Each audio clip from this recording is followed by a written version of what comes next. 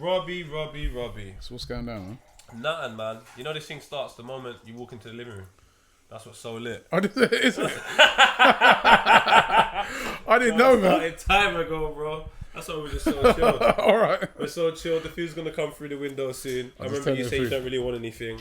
I didn't realise that food's quite. I then saw the some of the one you done with Troops. Yeah. I realised that food's a part of it, sort of thing. I thought you meant I mean, so. No, that's cool, man. No worry, man. At the same time, I don't want anyone to feel obligated to do it. It's a part of it. Like, people would kind of complain sometimes. Like, yeah, people will be we like, try not to be loud because you shouldn't really be eating during a podcast. Yeah.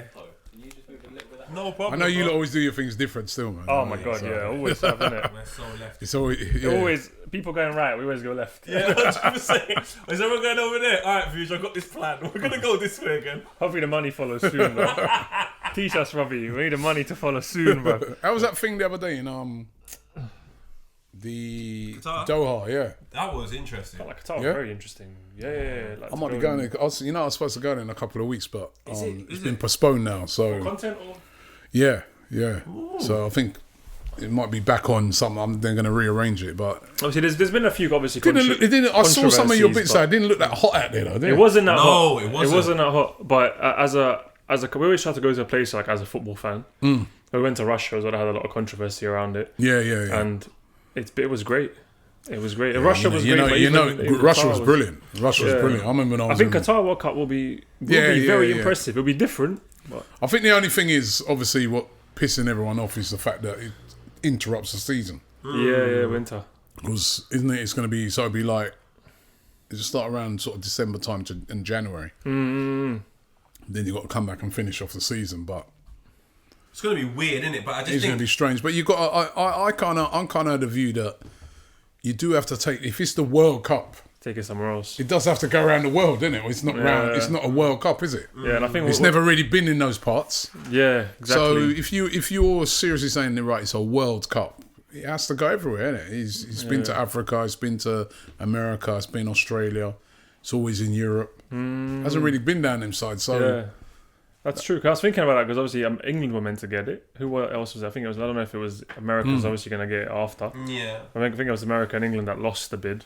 But when you look at maybe not how it's going to be done, but you look at, as you said, geographically, it makes sense to give it to a different nation. China would have been interesting. I don't think they bidded, but that would have been crazy. Ozzy won't be playing. Retired, so he's alright. Do you know what's so mad as well? The fact that selfishly, when it was announced that it was going to be in Qatar and it was announced that it was halfway through the season, I eradicated the fact that some football seasons are not actually happening there. And I just thought about the fact that I'm living in England and I'm going to be so into... And I think going over there made me realise, you know what, there's a whole separate experience, like Vuj said. Yeah. A place that, like you said as well, hasn't been explored in terms of football-wise. And it is interesting. I actually learnt so much from going to Qatar, do you know what I mean? Rather than placing it somewhere in Europe that I've been quite consistently, and most people would have been, place it somewhere where football's a little bit alien to everyone. Hopefully you can build a group of people that like football off the back of that. Exactly, that's what and it's it's just about, another country that, you know... And there was controversy, obviously, about workers, I think, before they treated workers quite badly. And I think now, because there's such a spotlight on it, there's a positive to that, because now they have to actually step up that element as well, in general, to like make workers' rights better. Yeah, but definitely. I mean, Robbie asked... Sorry. No, definitely. I think as I was saying, you guys were there. I went there. Russia. It was brilliant. Yeah. Oh, incredible experience. All the stadiums were brilliant. The people were brilliant. Everything around it was really good. So you always get a lot of controversies before it, innit? But do you know what I think is we're going to get onto more Robbie in a second, but I just think a lot of the controversy always stems and is deeply rooted in England or America. They're always the first people to speak about these things. Like the English media always want to blow everything to be something massive when essentially it's not really deep. It's almost like it's part of it, isn't it? It's like every time there's a World Cup on, every time there's an Olympics, every time it's almost like you can imagine them in the newsroom saying to certain journalists, how do we blow this up? You need to go out and get that story of the stadium half built. Or you need to go, I mean, it's just... They look for... And it's pouring now, you know what I mean? Yeah. Look at that spider, that is lit. Where is it? Oh, yeah. Where's the spider? Can you see? It's That's just good luck, literally that in the is. middle. Yeah, it is good luck, That's innit? good luck, man. Yeah, it's good luck. He's coming on the podcast. God, why not? Come on, fam. He wants to be on the web. We've got Robbie from Arsenal Fan TV. Yes. On the podcast. Yeah, round of applause. I don't even do applause, but I'm on that one. Really. Yeah, that's for Fan TV mogul, as the memes obviously always say. A mogul. No Rolls Royce yet. So can I confirm or deny? There's no Rolls Royce. No Rolls Royce. All right, no just so everybody knows. Yet. Well, what a journey. Yeah, it's been a good. What a journey of just what you've done is you've changed the landscape of fan culture online, maybe even in real life now as well. How do you know how big has it hit you how big the channel is as a movement? Recently, it's hit me how big it is because you the bigger you get, the more sort of controversy and things follow you. But I mean, and then I think as well, like going around the world and seeing the response, going around the country, even here, and seeing the response from people. You know what I mean? I was walking down the road the other day and some guy just stopped. He goes, "Oh, it's Robbie." He goes, I mean, people recognise me all the time, but this guy recognised me from talking. I'm like, wow, you know what I mean? So, I'm starting to realise how big it's become, how big it is, how big a deal it is, you know. But yeah, it's been an amazing journey, and the journey's still continuing. Did you ever think it was going to get this big? No, I didn't. I thought, when I first came up with the idea, I thought it could be something big. You know, you always think, yeah, man, everyone's be something big, man. Idea. But you don't realise the scale. I mean, like I was more thinking like it can be something big. I'm thinking more UK. It's kind of worldwide big. You know what I mean? Definitely. And as I said, you know what I mean? And when you start visiting all these different countries, when you start going to places and people recognise you, when you start going into any shop, that's when you start to think, wow, this thing is big. You know what I mean? So it's, wow, I didn't imagine they'd be this big. I didn't imagine that I'd be doing some of the things that I'm doing. You know what I mean? It's been incredible. One thing I've always wanted to know, because it came as a surprise to me, is responsibility. Was you aware of the responsibility you have by having a YouTube platform? No, yeah, I mean, it's a lot of responsibility. It's a lot of responsibility because, you know, you're under a lot of scrutiny. You know what I mean? A lot of people know you. And sort of as well with us, we sort of started something new. This is kind of a new, like, the way we're doing it with the fan channels. It's like a new concept. So you kind of have a responsibility to that as well, to make sure that goes well. So yeah, wow, I didn't realise the responsibility is a lot of responsibility, you know? Were you you were the first fan channel? Or did you get inspired by something? No, you know, the first fan channel was actually Redmen TV, the Liverpool guys. Yeah. They were Yeah. Paul, Chris, and them. They were sort of the first. I think we're the first ones to do it how we do it, though. Like, so they were very similar to the traditional sort of what you'd see on TV. However, the way they did it is with fans. So they're fans, and what they do is brilliant, and they have more of a studio setup. I think we were the first ones to kind of go out there and just like start getting like any fan, just interviewing ordinary fans, and also doing it in the way we do it, which is just like straight, immediate reactions, and then building everything from that. So I think we were the first ones to do it in that way, but they were probably the first fan channel. I know they've been around longer than us, for definite. Yes. But when you first got, let's say, the first batch of fans, when did you when did people like DT and Troops come on? Who was the first real star? Yeah. The first real star, I'd say, was a guy called Chris Hodson, right? Who's not even a regular on the channel, but he was the first. No, tell a lie. The first real star says Claude. Was it after the Aston Villa Arsenal game? That was Chris Hodson when he came on after that was massive. After the Aston Villa game. Out of that, it was Chris Hodson. He done that like very famous video where he had to go at the board, and then on that same day, Mo did a video where he came on and he was talking about the finances. He got very big off of that. Mo, yeah, he got very big off of that. I remember. And then I think Claude was on that day as well. But Claude was sort of, even before that, I'd interviewed Claude a few times, and he was one of the first. And there used to be a guy called Bully as well. Yeah, Bully. He was quite big as well. So there's just, he's famous. Sort of the guys like DT and Troops, they kind of came along later on. There was guys a lot earlier than them. I remember people earlier because we had Claude and one that looks like Specs. Ty. We had them on Phil Fellas, and by the time we had them on Phil Fellas, I remember that. There was no DT or those guys came along kind of later on. Yeah, to be fair, you know what I mean. Claude, Ty, because I remember when I sort of first started doing it. The very second game, the first game we did was a home game. We played Tottenham. Then the second game we did was the away game, and it was against I think it was Aston Villa, and we went on the coach. And we went up on the coach now. I asked the coach driver, I said, I go, we're doing this new thing where what we do is we interview fans and stuff like that. I go, you got any fans on here that are sort of, good talkers or want to come on in it? And he goes to me, there's two guys at the back. He goes, all they ever do is argue. He goes, they argue all the way up, argue all the way back. He goes, you definitely want to speak to them. So we went down and that was Claude and Ty. So that was from the second game. Right, and then I think we also interviewed Bully on that day, and then them guys started to become, because what happens a lot of times is people sort of come on, and then they might get a good response, and then they think, oh, you know what, people kind of responded well to me, I'm going to go back on again, and then that's how people start to come on more regularly. So that's how you discovered Claude and Ty so we have to big up the coach driver. The coach is a coach driver called Graham, right? Graham.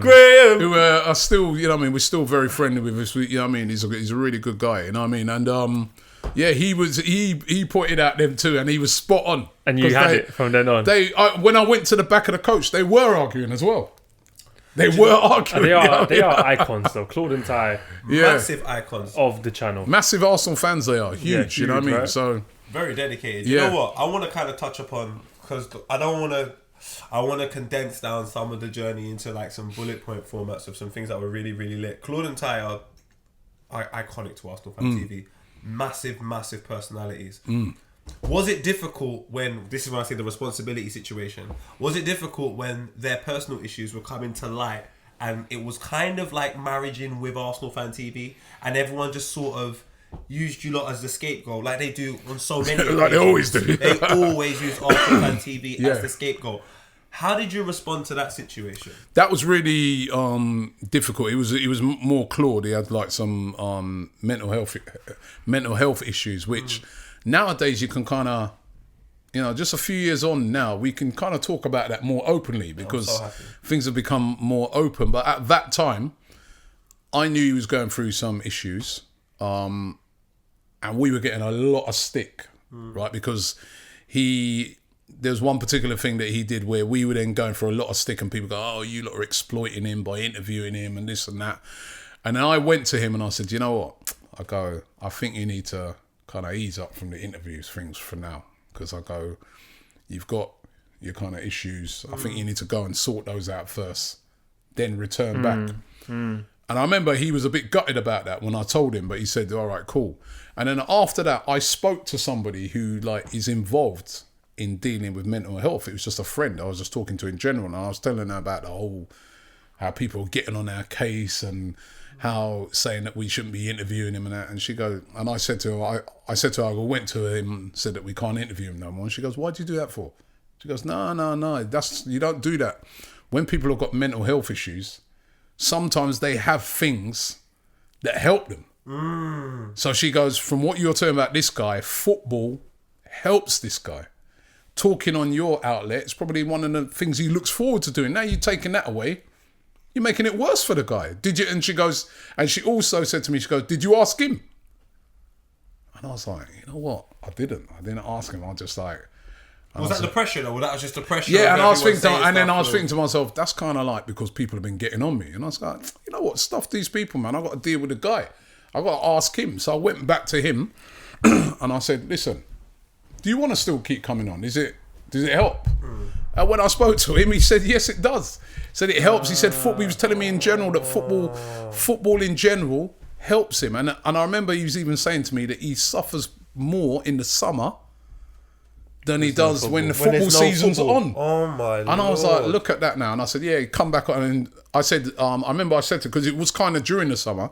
And I remember I said to him, I go, come back on. But I go, I'll tell you what I want you to do, yeah? I want you to do a video with me where we talk openly about mental health. And we just talk about your problems and we talk about opening. I go, I might help people. And we did that video, and it was brilliant. And we recently did a video as well for the mental health organisation where we done like this little part of their campaign, and that was brilliant as well. And you know, so one thing that taught me as well is that just don't listen to. There's a lot of people that make a lot of noise. You can say there's a very vocal minority sometimes who make lots and lots of noise, and that taught me a real lesson that don't always listen to these people. Listen to the masses, man. Don't listen to some people who just like to shoot their mouth off and this. They don't know. They didn't even know Claude. So we had him back on, and yeah, he's been back on ever since. Yeah, he's doing better. Doing better. Yeah, no, he's doing better. Yeah, he looks does like he's good. doing a bit better. Yeah, he does well. He has his moments. You know, what I mean, when you suffer from mental health, it's a bit like any other illness, isn't it? You have your days where, you know, but he's doing well, man. He's getting through it. You know what I mean? And his videos, that video that we did, I've met a lot of people who've come to me and said, "Hey, that helped me. I was going through an issue. I didn't even know them thing at the time. That you know." So I'm pretty proud of that moment, and that I just didn't go with the. Although at first I have to say, give it up to that girl, because at first I was going with the crowd. It taught me a valuable lesson, man. That, you know, what I mean, don't always, people will be on you, and half of the time they don't even know what they're talking about. They're drawing conclusions. They're not the experts. You know what I mean? So you know, yeah, it's sad. You guys have done much more. I mean, your impact, as you said, leaving that is a wider impact from. Did you think you'd be doing that?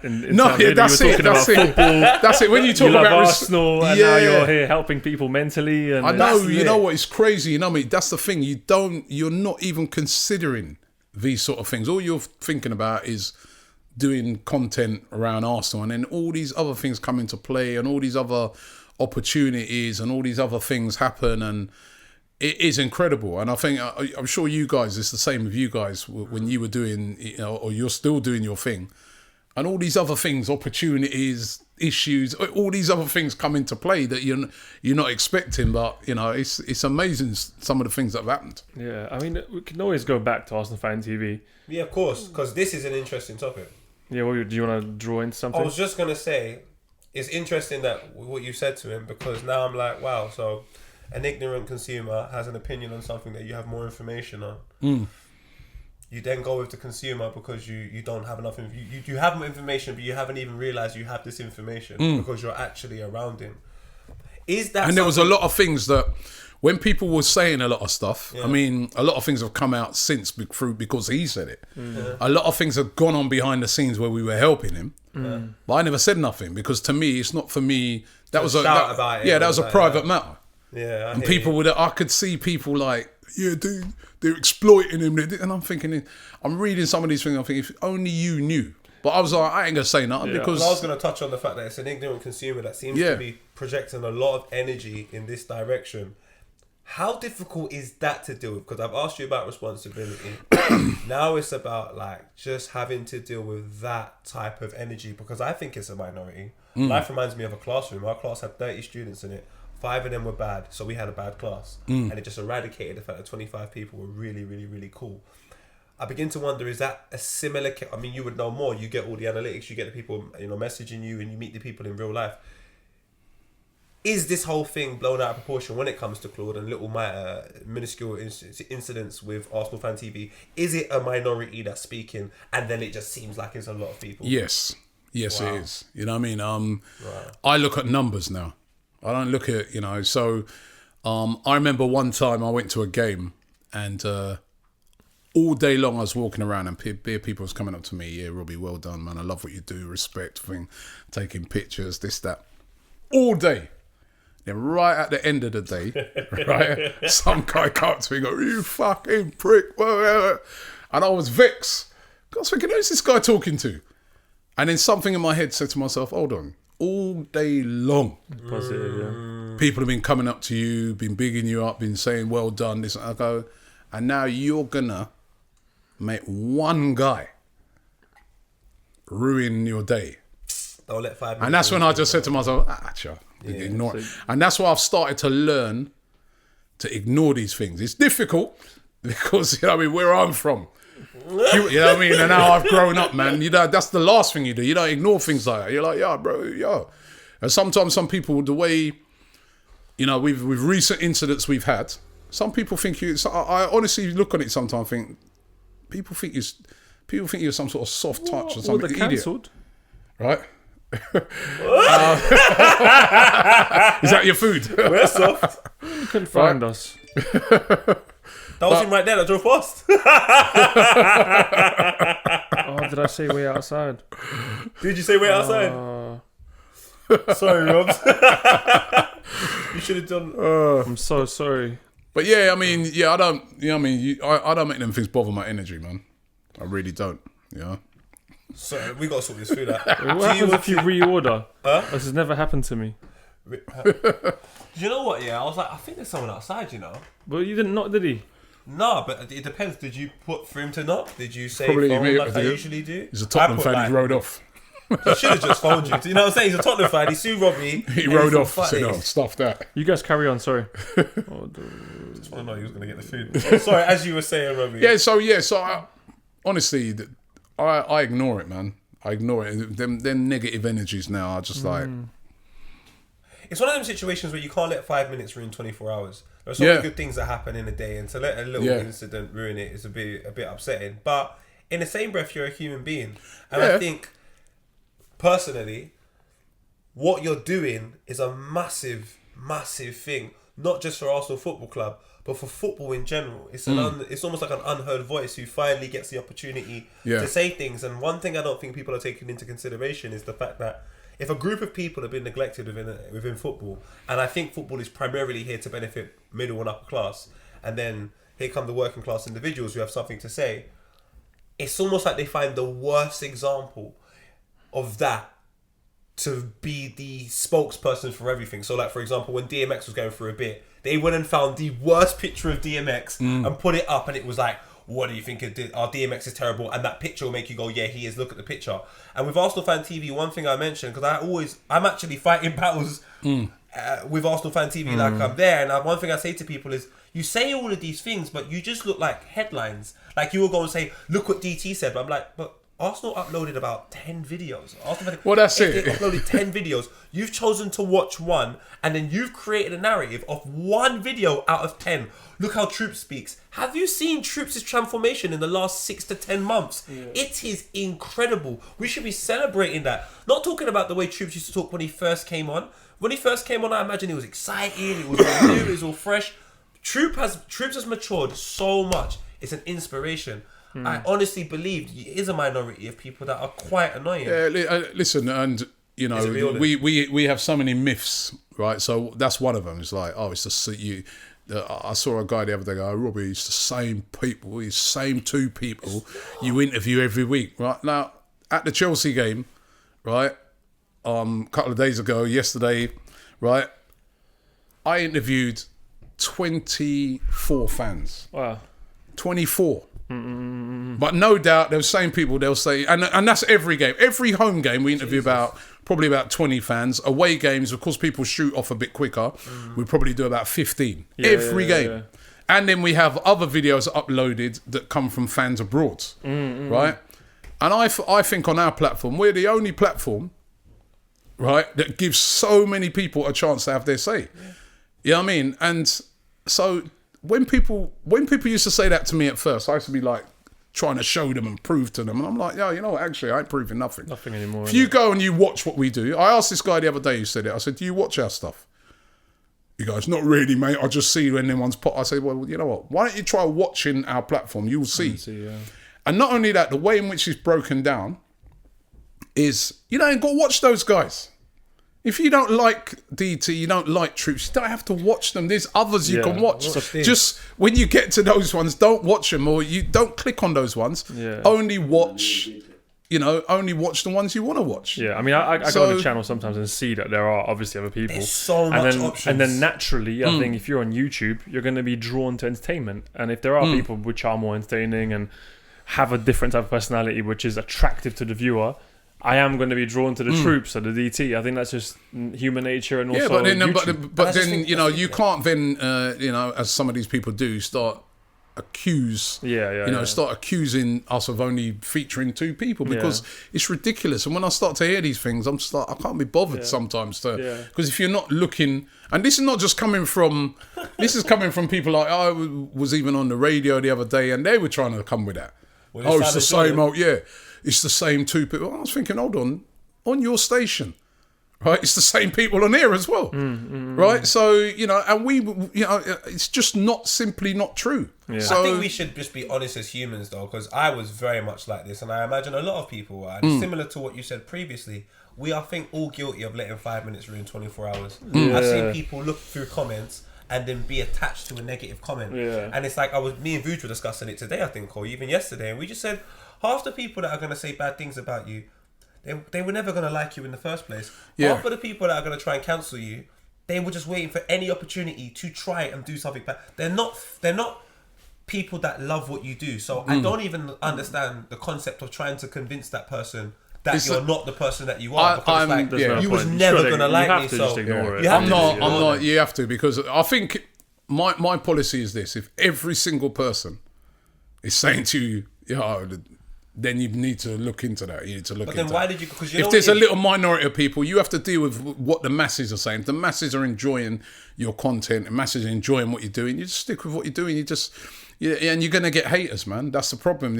And with sort of social media and that, haters have got more of a platform to say negativity sells for sure. But you're going to get haters. I remember I met...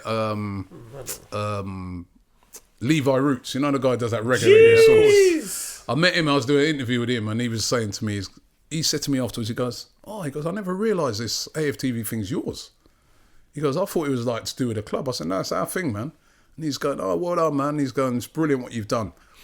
And then he was passing on some advice to me, about business and that. And I remember it stuck with me. One thing he said, he goes, listen, he goes, you're going to reach a stage when you get really big, you're going to get haters, because I get loads, right? He goes, but when you get to that stage, ignore them, man, and keep doing your thing. Do not let them derail you from doing what you've got to do. And that's always stuck with me, what he said. So, it's going to happen, man. You think about anybody who's big. Think of the mega people, always, huge. Think of someone like Beckham, how many people hated him for no reason. And still do, probably. Levi Roots gets hated? Yeah. Yeah, he said you're going to get haters, you're going to get people, you're going to get jealousy, you're going to get envy, you're going to get, I remember he went through some things where people were saying it was his recipe, their recipe, and this and that, Which things are the highly searched on the internet? It's all porn. So it's like, I just feel like now, if I'm going into an environment where the most searched thing is porn, why am I looking for anything sensible? Like, the most searched thing is porn. So if the biggest thing, most popular things in Arsenal Fan TV is highly controversial, that's not a reflection of everything. That's a reflection of the algorithms of the net. That's not a reflection of what you do. So if somebody then jumps on them algorithms, they're just as bad as the people that are searching porn. And also, I think what people got to remember sometimes when they talk about the controversy with us is that, like when I was doing that radio thing the other day with Simon Jordan and that. Why did you do it? Honestly, I have to ask you because you gave in. You gave in. Yeah. Why did I do it? Chairman criticising you guys. He's not a chairman anymore, is he? No, he used to own Crystal Palace. And he was dropping a lot of negativity towards you. And then he pulled you over to his platform to try and embarrass you. And then you see the group of people he's talking to when you go. He's just going to talk to them next week and be like, I told you this guy was that... Like, he had a narrative. No, but I don't know if he was able to pull that narrative off. And what it was, right, is he'd been having a go at us for quite a while, right? So, but the thing that incensed me was he started saying that it should be shut down. Oh. And that's what incensed me. I heard the other stuff, I was like, whatever. But when he started saying that, I didn't like that. I was like, well, what do you mean shut down? What's this guy on about? So I then responded, how it all developed was I then responded to that shut down stuff with a video of my own that went viral, where I was having a go at him, saying, who are you to about shut down? You know what I mean? You don't even go to games and that. You come and tell him. And then because that blew up and that caused so much controversy, that's when they said, do you want to come on and the two and you have this discussion? This is what I'm saying. They create... Like, I think the reply would have been lit, and if they said, do you want to come in and be like, yeah, you can come to Arsenal Fan TV. You lot called us out. We were minding our own business. If you want to sort the problem out, come to our house. We're not coming to your house. Yeah. When I saw you there, I was like... But to be honest, I don't regret doing it. I went on there, you know what I mean, and I just defended our platform, you know what I mean? And as I said to them, you know, I made quite clear to them, I find them quite hypocritical because you're having a go at us for interviewing fans, and you have, you know, one of the other things that he said, which I didn't like, he was questioning the IQ of these fans. Wait, who did right? you So as I said to him on the show, I go, well, when people ring in to talk sport, do you check their IQs? You know, so it's, you know, is he just angry that you guys are getting more numbers? I think what it is, there's some talk sport host is criticising this middle class man sport. Football and boxing are the last working class men's sport. And what's happening right now is just being conditioned, both of them, both boxing and football, is being conditioned to cater to a middle class and upper class audience. So when the working class people that have been going to games for years, standing up, will watch it, will dedicate their time, buy tickets, when they're unhappy, it's like, well, it doesn't belong to you no more. We have VAR, video technology, and we have massive amounts of money, and it's just absolute. I don't even think TalkSport's middle class or upper class. Yeah, no, of course not. But the people that run it are. They create the narrative. The people that are on there, they are, and they create the narrative to make the working class man just upset with everyone that's working class. So half the people that are watching it are going to be vexed with Robbie, but essentially they're all in the same bloody boat. I kind of look on it a bit different. I kind of look at it a little differently, Poet, right? I look on it like we are a new type, of course, of media. We're disruptors in the business. We've come in and we've disrupted a quite traditional industry. I'm not on about just football per se. I'm on about the media side of football. It's always been done in a certain way. It's always been there's certain pundits, have been ex-players or ex-this. It's always been done in a certain way, right? And then we've come along now, right? And we've changed it up, right? And we can put a mic in front of an ordinary football fan who just goes and follows his team week in, week out, right? And that person can be heard and heard loud, and that person be heard before? And that's my point. Why couldn't they couldn't be heard before because of the way the system sort of worked before. Football is designed for the middle upper. The guys that watch football, when you go and watch football on Sky Sports or BT, what are they wearing? What you mean, the pundits and that suits? Do you recognise that in your community? Do you reckon anyone in working class community recognises people in suits unless it's somebody of authority or a middle class upper? I'm telling you, the whole thing is designed for essentially. I can't be wearing pajamas talking about football. You are now. Do you know what I'm saying? Like, I'm not mentally doing this. Like they have. Yeah. So that's why it's a different thing, isn't it? So we've come and ruined it. Yeah, we've come with a different way of doing things, right? And there's some people who embrace it in the media. Some of them have. I mean, I'm speaking to a lot of them and they like it. And there's others that absolutely hate it. They're like, oh, these guys, man. And they look on you and they think, who the hell are you lot? So then you're just a little noisy lot. And so what's the first thing he said to you? Huh? What's the first thing? Because I've never been in a working class area and had an argument about IQ. It's just not the done thing.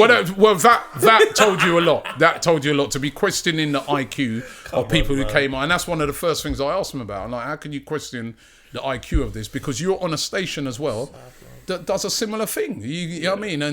And then he was trying to make out like it was all money driven. Even worse, I mean, it's worse over there because you don't even see the face of the person. They can't. Yeah, and then and the one thing I'd say, right, the difference between us and them is that we come outside a game, and that's not the only stuff we do, as you guys know. We do lots of different stuff, but one of the things we do is after a game, we give fans a chance to have their stay on the team, right?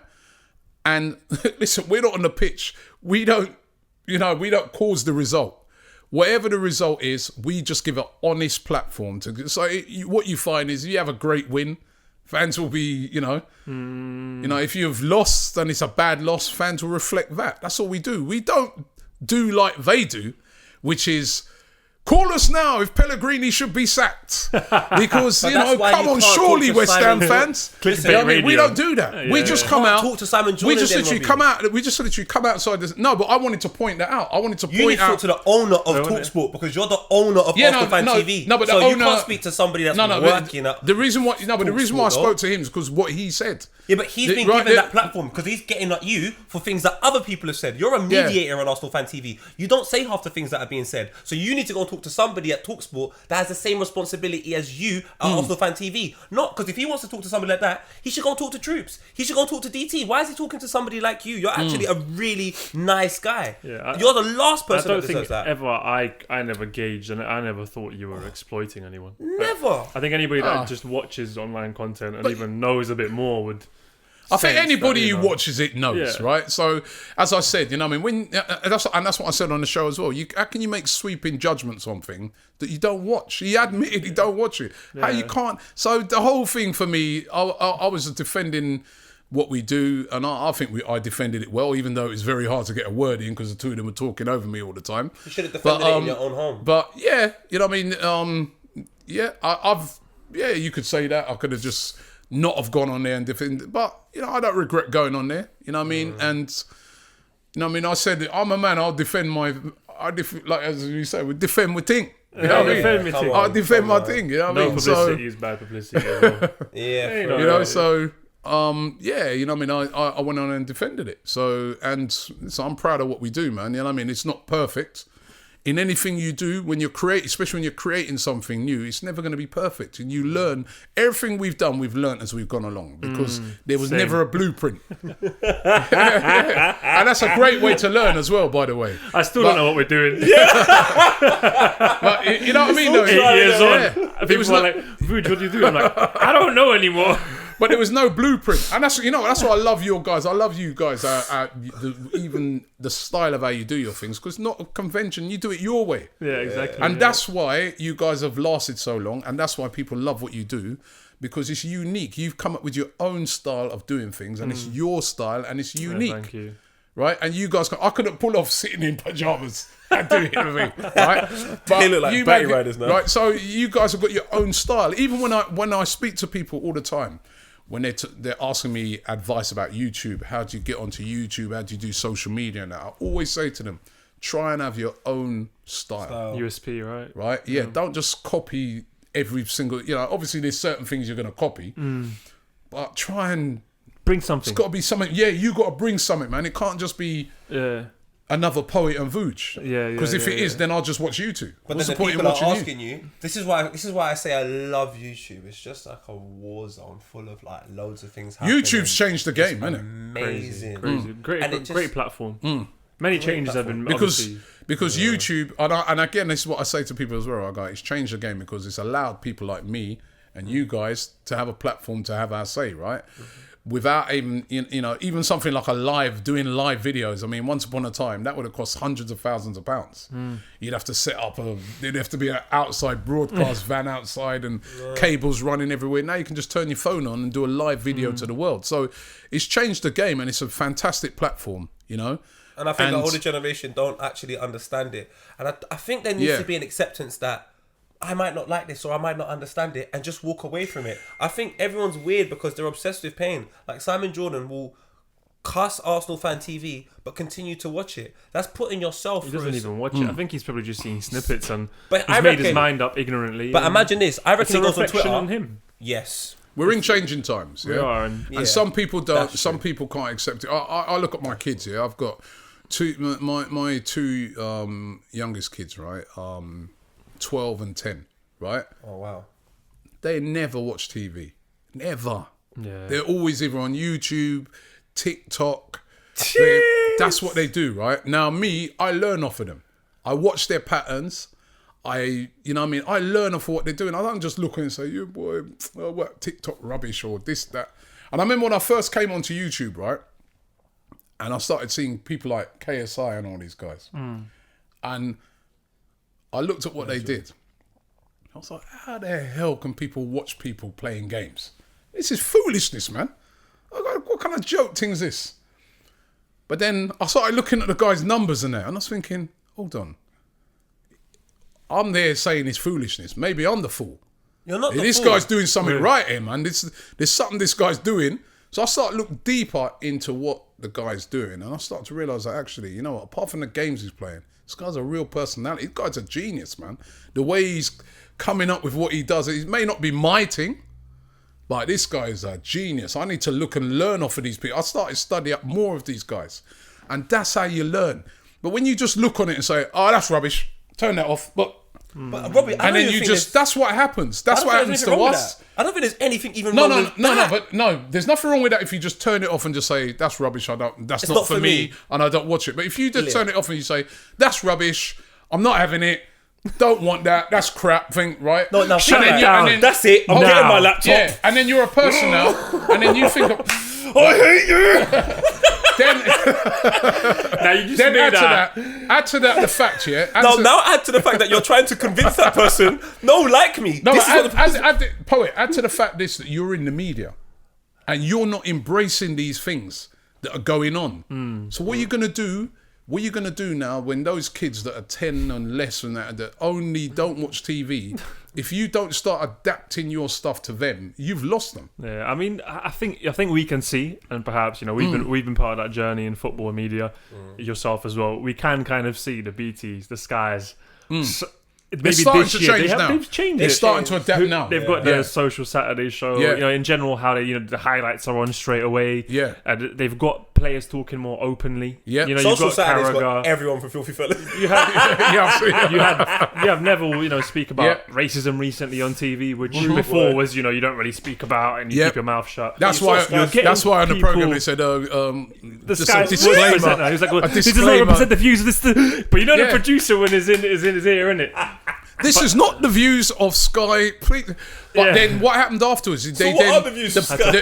People afterwards are like, hold on a minute, why can't he talk about it? Because they're used to hearing people talk about these things on YouTube and platforms like that. What was he wearing? So that's why it's changing up. He doesn't have identity. But the Matrix, I mean, I always compare it to the Matrix, and got the agents and everything. Yeah. It's almost like before we were all like the Neos and the guys in the ships doing our own thing, and now you've kind of infiltrated, and now these guys know about you, but they got their own rules, and now they have to adapt, and it's if you don't adapt. When people change, the first thing they change is their clothes, because a suit, if you look at the word suit, a suit is to suit a particular narrative. So you'd wear a suit to suit a wedding, or you wear a suit to suit a funeral, or you'll wear a suit to sit on television to appeal to a particular demographic. Then I come in my pajamas, he wears a hat, you've got your Hugo Boss top on, and we're going to speak about football, but we're not suiting anyone, we're suiting individuality, we're saying be yourself. And we look different. I think we represent a different side of Britain and England. Yeah, but the thing is, we accept changes and differences. Whereas if you're wearing a suit, you've got to wear a suit. But also, you can't say our lives probably have been full of differences and challenges and different types of challenges. Where these people have a different lifestyle,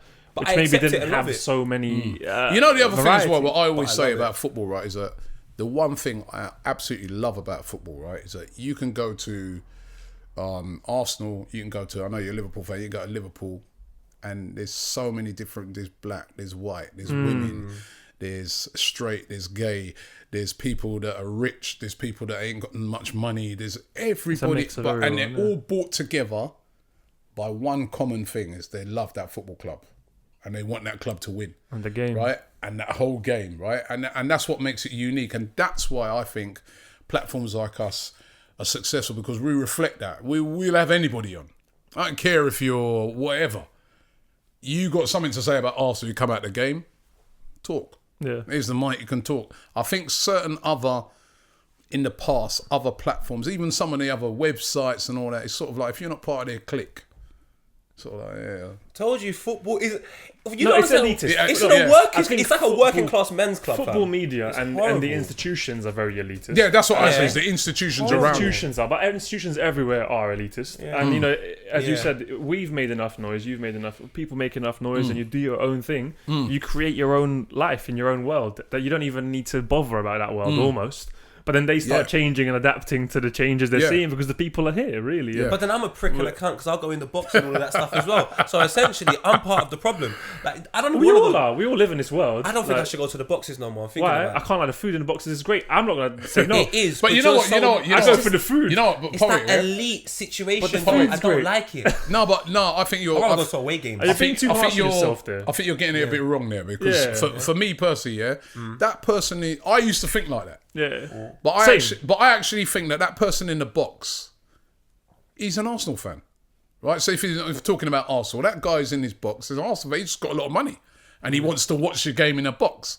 But he's an Arsenal fan. He's exactly the same as the guys on the terrace, That's But just, I'm not thinking about the guy. I'm thinking about me, like, and what I represent. Yeah, well, and I don't like hierarchy, especially in something that's inclusive. I don't think you should have hierarchy in supporting a team. We're all here to watch Arsenal win, but there's a hierarchy. The lower down you are, you're probably broke. The higher you up you are, if you're in the heavens, you're broke. But if you're in that middle tier and then wonderful leather seats, it's just like, what's going on? And I think clubs like that essentially end up having, every club's like that, but the clubs that make it the extreme, the PSGs, the Arsenals, you see the problems that are there. When I go to certain clubs where there is obviously like a box and all of that, but it's not a thing.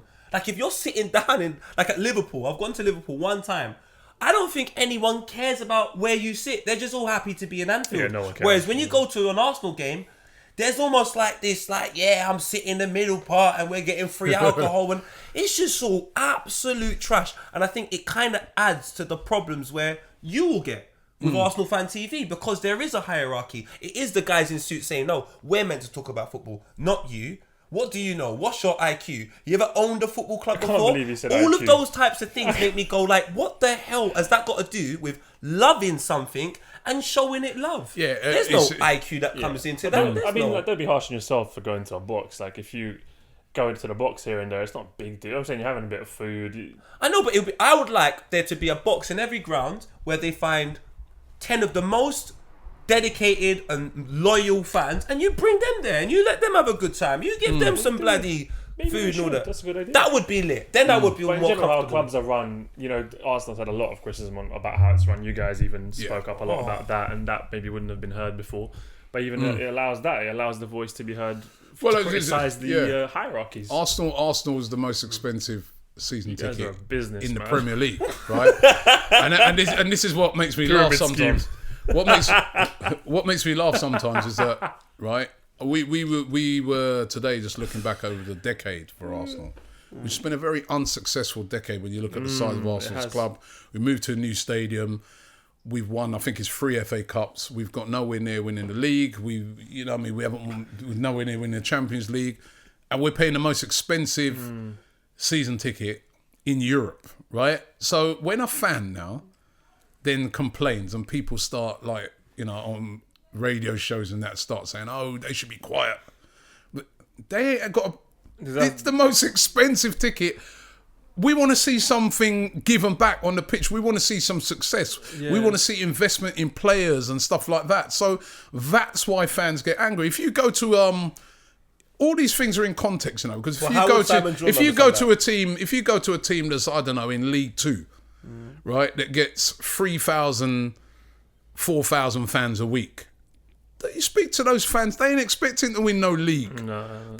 They probably wouldn't be angry if they're losing like 4 or 5 games in a row, because they know where they are. But as an Arsenal fan, when you pay the most expensive season ticket, it's ludicrous, and you've seen the team go backwards, you're gonna be frustrated, and you're gonna have your say. And you know, and Robbie, it's the fact that it's the people we're talking. That's why I keep making it a class issue. If you're on 25 grand a year and you dedicate about 9 grand of that to Arsenal, my brother, you have every right at the end of the season to be pissed off we don't achieve anything, because you've actually put in like 1/3, or I can't remember the maths, but I don't know the maths, but you've put in a lot into the club. And let me tell you the other thing as well, right? The other sort of people think that fans just lose it when we lose games, which is not true, right? Because there's some games where we've had horrible losses, people lose it, without a doubt. But there's been other games that we've lost where fans are like, I remember we played, I think it was Man United, was it last season or season before? And at that time, we weren't playing great, and they beat us. I think it was 3-1. And we had like 95 shots. Right? And we had about, remember that? And like, De Gea must have made like save after save after. And I remember we come outside the ground, and I was interviewing fans, and they're like, you know what? I can't even moan today. Those players put it in, man. It had not been for De Gea, we would have won that game.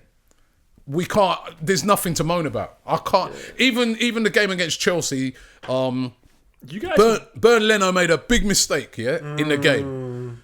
After the game, you listen to every interview, every fan. They're like, you know what? They're like, you know what? Leno made a massive error, but you know what? I'm not even going to get at him. They're supposed to be been brilliant this season. Yeah. So this is when you watch content.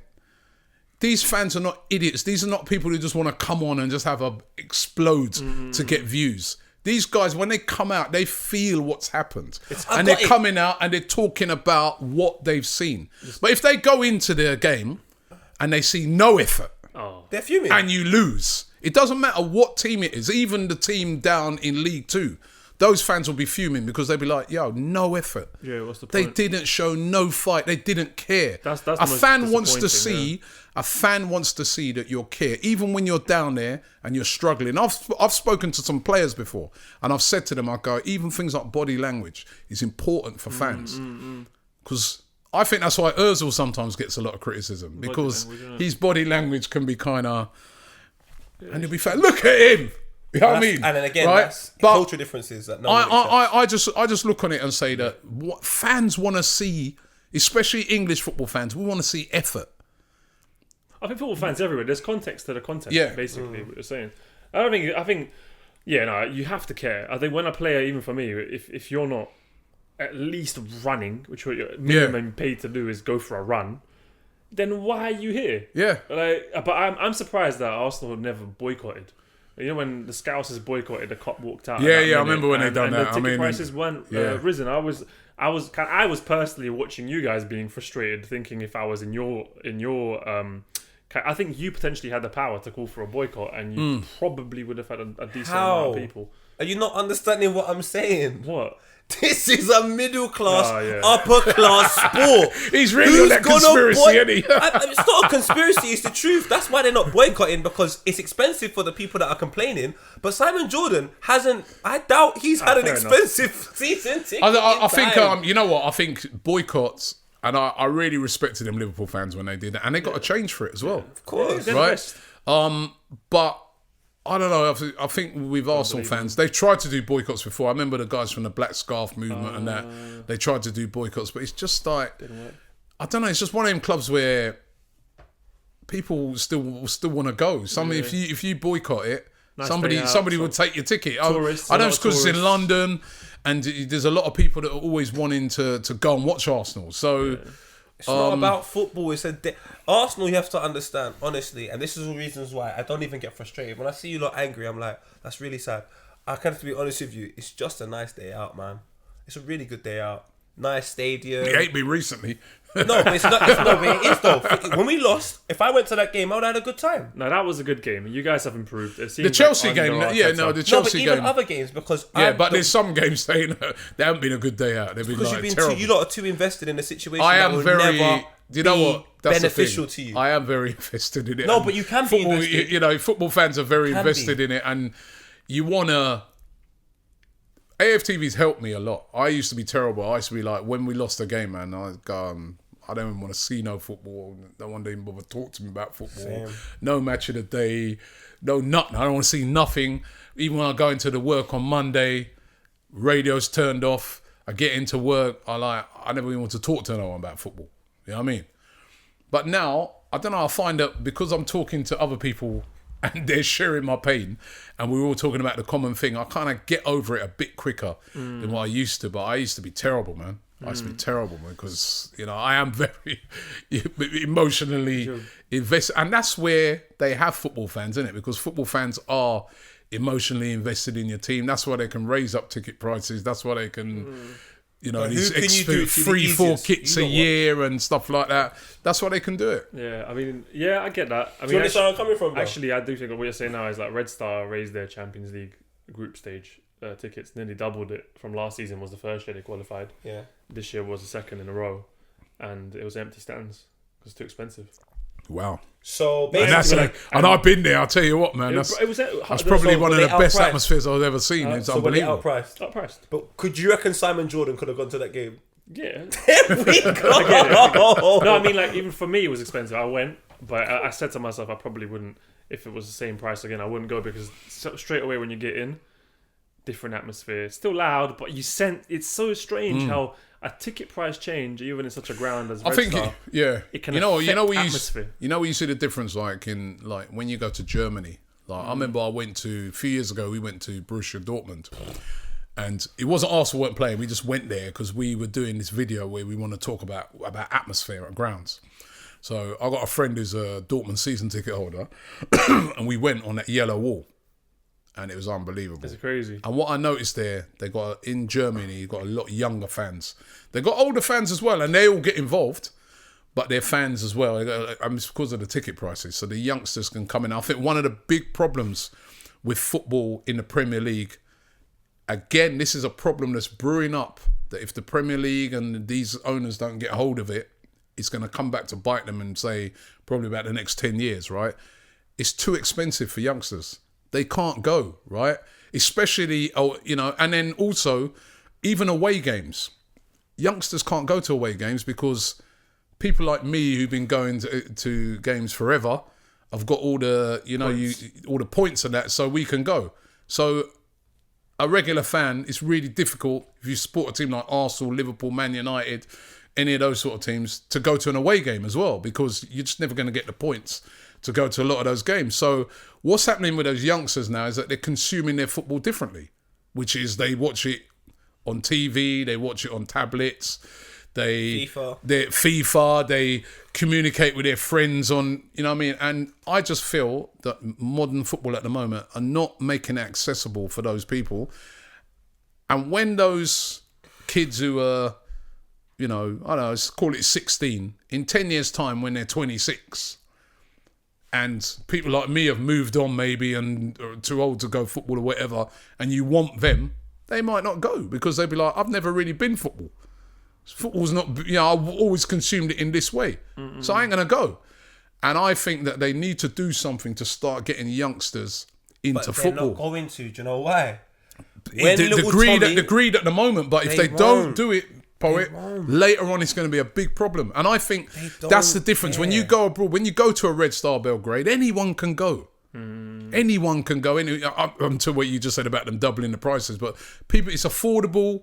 They can go. When I first started going to Arsenal, anyone could go. Hybrid days. You could hybrid days. You could go on the day and get a ticket. Oh, I wish I did. You see, hybrid.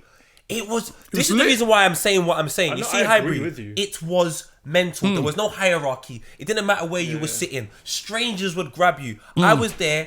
Arsenal, Charlton. We won 5-3. I think it was a 5-2, bro. Henry scores a volley from the edge of the area. The game before, 2 games before, it was Arsenal, Liverpool. We won 2-0. We had 1 ticket. Me and my dad. My dad went in, and the guy lied to us and said it was worth 2 tickets, and it was worth 1. So I couldn't go. I went home and cried my eyes out. That same guy, Shen. Shout out Shen. Shen got me a ticket. He goes to me, come on, bro, I'm going to take you. Bro, it was one of the best days of my life because I actually shared something with everyone there. Because when I celebrated, strangers would go, I told you, cheer. You go to the Emirates now, no one wants to talk to each other. Everyone thinks they're great. But then when you go to like the higher part, like the part where it's like, I don't know, the boxes and all that, everyone's talking to everyone because everyone feels like, hey, we're at the highest part you can be. It's just, honestly, for me, horrible. Is who's running your club. And Arsenal are probably... If we're going to be honest, maybe one of the worst runs in terms of business and the fact that it's strictly business. It's strictly business, and I think reflects on your club. Yeah, I think all these clubs that are just dealing with strictly business, if they don't get their act together, it's all right now. They're all making money. Every team in the Premier League is absolutely coining it, but that won't last forever. Especially if you don't look after this generation. I mean, little things, even what I notice when I go to football, differences, you guys have been around the world. There's differences like, for instance, you go into a Premier League ground, you go to Instagram story, you can't get no reception. You go to use Twitter, no reception. You go to, in every Premier League ground. You go to a ground in America, I was at Atlanta United. Oh, they got Wi-Fi on lock. Wi-Fi speed, people are posting things. So they...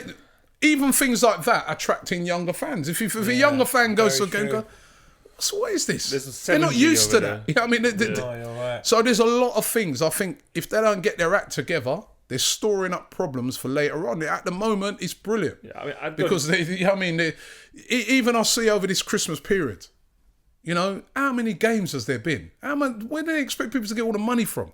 It's all right. I'm at all the games. I can afford it. We got.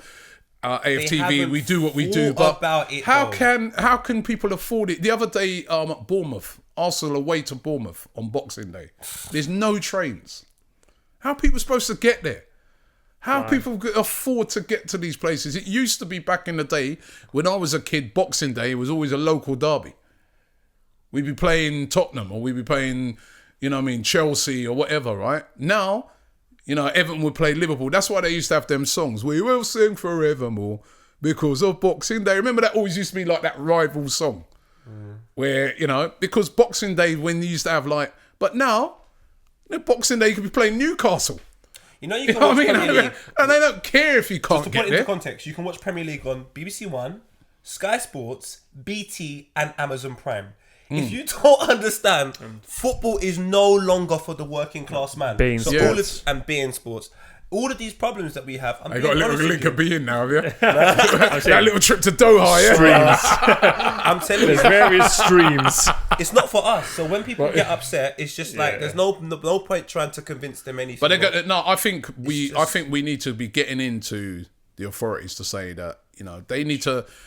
Well, it's for them to look at these issues because they're storing up. As I said, everything's sweet now, but it's not sweet. I think everything's sweet for them because they're making money. So the prices can be higher.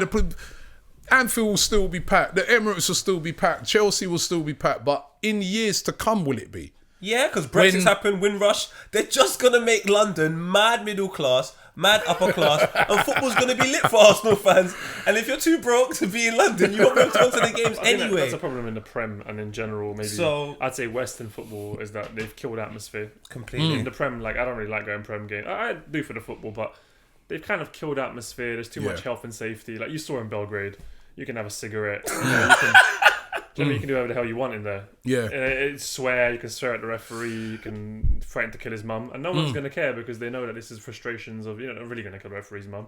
But I feel like here, they're kind of restricting even, don't be too vulgar, don't be too, you can get thrown out, don't stand. I think that's a big thing. Don't stand. You always have to sit. And I don't know why they can't bring in safe standing but I think obviously that's a political thing because of what happened all the years ago at Hillsborough, which has still got the knock-on effect to this day. And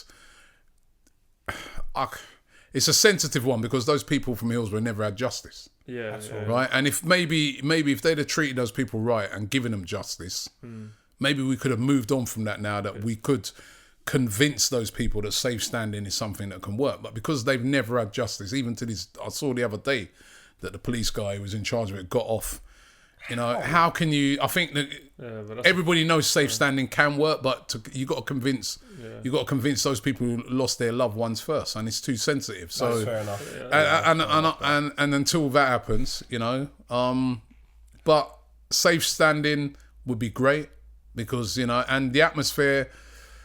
It has been killed. I mean, I say to everybody, I've been to every Premier League ground. I go to lots and lots of football. Every time a team comes from abroad and plays a Premier League team, they always outsing them, right? The atmospheres at grounds in the Premier League, even the ones that people claim have fantastic atmospheres, it's only good when the team's doing well. So if Arsenal are winning, everyone's singing and stuff. If they're not winning, everyone's. I was at Everton the other day, right? Everton is a ground that in years gone by, everyone knew that was a cauldron to go to. It was quiet. It was dead. It wasn't until something happens. Yeah, there's a bad tackle or something and people get up. Or throwing. I've been to Anfield, right? And it was quiet. I've been to Old Trafford, quiet. You know what I mean? And then it's no point it just being a great atmosphere when Arsenal play Tottenham or when Liverpool play Everton or when it's a Champions League night or something like that. You want that atmosphere when you're playing Burnley or you're playing one of the lesser teams. But it's almost like sometimes fans come to those games it's almost they're out there saying to themselves, right, to the players, make something happen. I paid a lot of money to get in there. And I'm sitting down. You better make something happen or I'm staying here. I'm staying sat down. Whereas when you go abroad, when I went to Dortmund, they were like the whole game jumping, singing. I was knackered when I left that game. I was drained. I was like, bloody hell. And it's the opposite. It's like, you go to a ground in the Premier League and, you'll get fans in the home end. The away fans are always loud because they just stand up and it's kind of that siege mentality where but you'll see the home fans, they're sat down, they're quiet. you almost feel sorry for them because they got to stand up now. They get told to sit down. Yeah.